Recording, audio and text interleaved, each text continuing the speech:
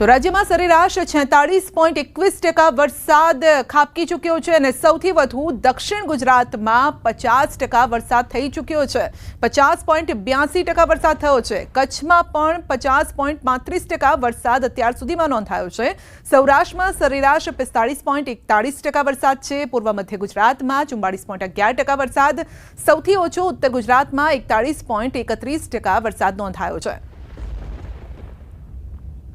તો નર્મદા ડેમમાં પણ 48.15% જળ સંગ્રહ થયો છે। 206 જળાશયોમાં 54.50% જળ સંગ્રહ છે। રાજ્યના 31 ડેમ હાઈ એલર્ટ પર છે, 19 ડેમ એલર્ટ પર છે। રાજ્યના અન્ય 18 ડેમ માટે વોર્નિંગ પણ અપાઈ છે।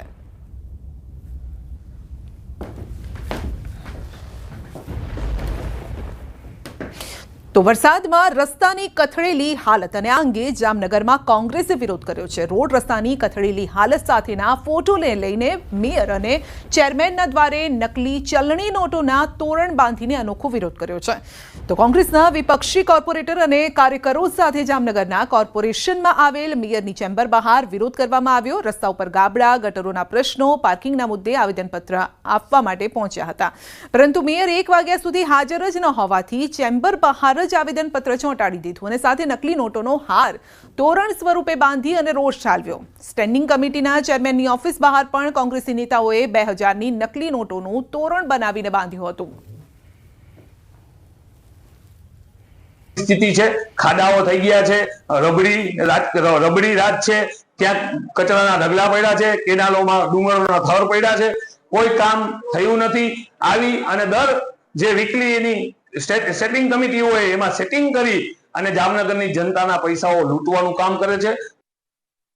વલસાડ જિલ્લામાં પ્રથમ વરસાદથી જ રસ્તાઓની હાલત બગડી ગઈ છે। નાના મોટા રસ્તાઓ સાથે નેશનલ હાઈવે પણ ધોવાઈ ગયો છે। નાસિક જતો હાઈવે સૌથી વધુ ખરાબ હાલતમાં છે। કપરાડામાં ભારે વરસાદથી હંમેશા નાસિક હાઈવે બિસ્માર થાય છે અને આ વર્ષે પણ હાઈવે ઉપર ખાડાઓની લાઈન લાગી છે, જેના કારણે વાહન ચાલકોને ભારે મુશ્કેલી વેઠવી પડે છે। તો અકસ્માતનો ખતરો પણ રહે છે। અનેક વખત સ્થાનિકો અને ડ્રાઈવર રજૂઆત કરી ચૂક્યા છે, પરંતુ હજુ સુધી ખાડાઓ પૂરવામાં નથી આવ્યા। લોકો તાત્કાલિક સમારકામની માંગ કરી રહ્યા છે। નાસિક હાઈવે કહેવાય, પણ નાસિક હાઈવે તો દેખાતો જ નથી। આ તો ગામડાની જેવી સમસ્યાઓ દેખાય છે।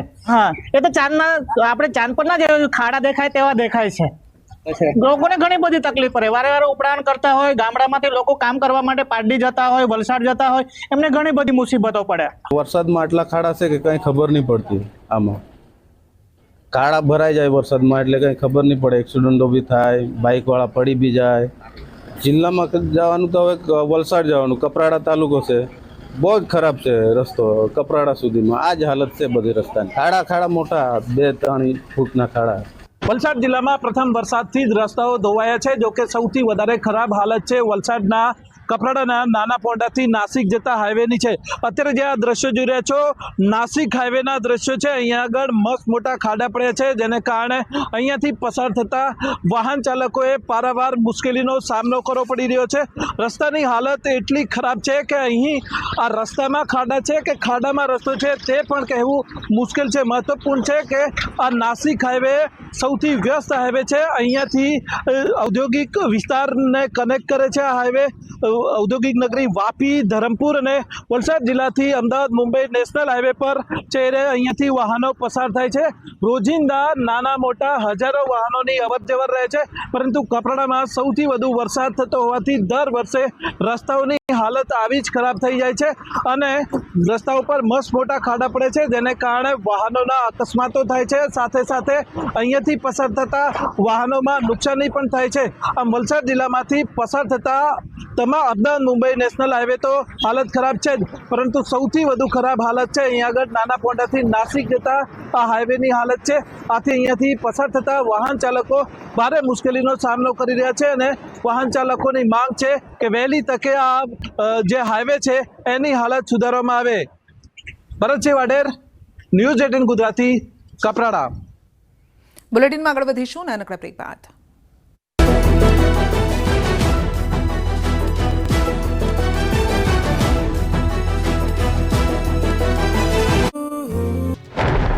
દ્વારકામાં સવારથી મેઘરાજાએ બગડાટી બોલાવી છે. દેવભૂમિ દ્વારકાના ખંભાળિયા પંથકના ગ્રામ્ય વિસ્તારમાં વરસાદી માહોલ જામ્યો છે.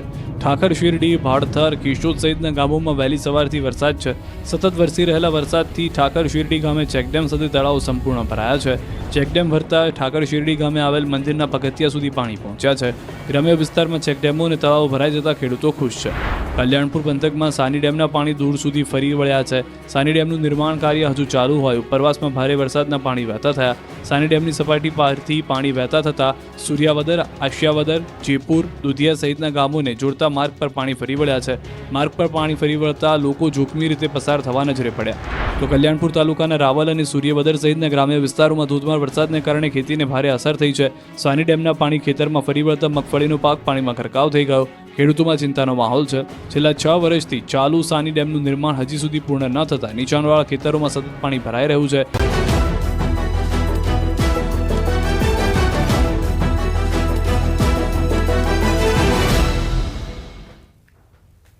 છોટાઉદેપુરમાં રસ્તાને લઈને લોકોમાં વિરોધનો વંટોળ છે. લોકોએ હાઈવે પર બેસીને વિરોધ કર્યો. રસ્તા બનાવોના સૂત્રોચ્ચાર કર્યા. ખાડો પૂરો નહીં તો ખિસ્સા ભરોના સૂત્રો પણ બોલાવ્યા. નાની સાદલી, મોટી સાદલી, ટુંડવા, સુરસિંગ, હરપાલપુરા ગામના લોકો રસ્તા પર ઉતરી આવ્યા. તંત્ર દ્વારા તેમની વાતને ધ્યાન પર ન લેવાતા આખરે નેશનલ હાઈવે નંબર 56ને બંધ કરાયો છે. અને બીજી તરફ પોલીસ ઘટનાસ્થળે પહોંચી હતી અને સાદલી ગામના સરપંચની અટકાયત પણ કરી હતી.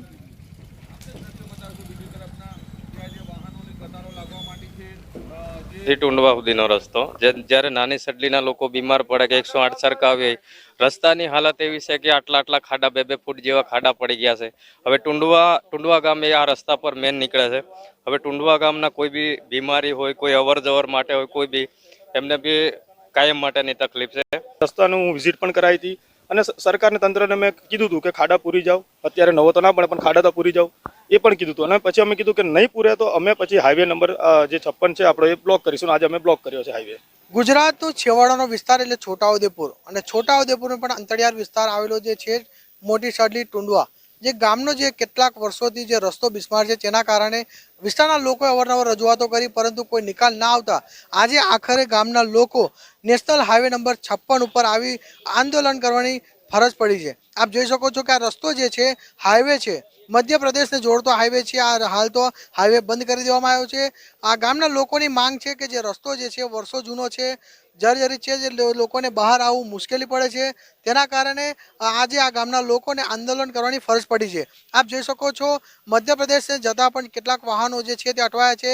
એસટી બસ હોય કે તમામ જે અવર જવર કરતા સાધનો છે તેઓને રોકી દેવામાં આવ્યા છે, કારણ કે આ ગામના લોકોએ આ હાલ હાઈવે જે છે બંધ કરવાની ફરજ પડી છે. હવે તેઓ ફક્ત એક જ માંગ કરે છે કે જે તે વિભાગના અધિકારીઓ આ ગામ સુધી પહોંચે અને નિરાકરણ લાવે તેવી માંગ કરી રહ્યા છે. સેજબ ખત્રી, ન્યૂઝ 18 ગુજરાતી, છોટાઉદેપુર.